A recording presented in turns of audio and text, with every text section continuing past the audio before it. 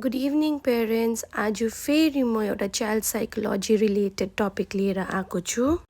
कतिजनाले राम्रो मान्नु हुँदैन होला, तर घरमा धेरै नानीलाई माया गर्ने मान्छेहरू छ भने नानीले एउटा इम्पोर्टेन्ट चिज चाहिँ मिस गरिरहेको हुन्छ, त्यो चाहिँ हो फोकस।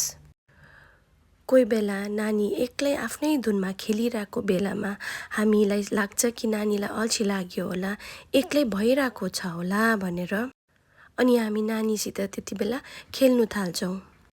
तर त्यति बेला नानीको ब्रेन कन्टिन्युसली चलिरहेको हुन्छ, ऊ इन्भाइरोमेन्टसित कनेक्ट गरिरहेको हुन्छ, सिक्दै गर्छ कि के हो कसो हो भनेर।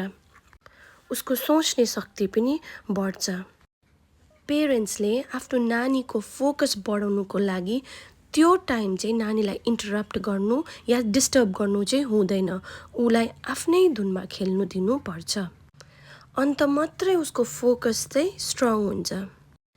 नानीले खाना खाँदा कन्टिन्युसली पेरेन्ट्सले बात नगर्नु नानीसँग, जति सक्दो नानीलाई सँगै राखेर खुवाउनुहोस्।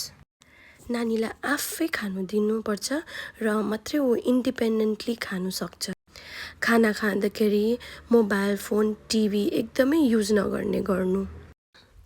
नानीहरूले खेल्दाखेरि तिनीहरूलाई प्रेज नगर्नु, तिनीहरूलाई खेल्दाखेरि यो टय चाहिँ यसरी खेल्नुपर्छ उसरी खेल्नुपर्छ भनेर भन्नु पर्दैन, किनभने इभेन्चुली उनले आफै फिगर आउट गर्छ, किनभने उसको फोकस स्ट्रङ हुन्छ।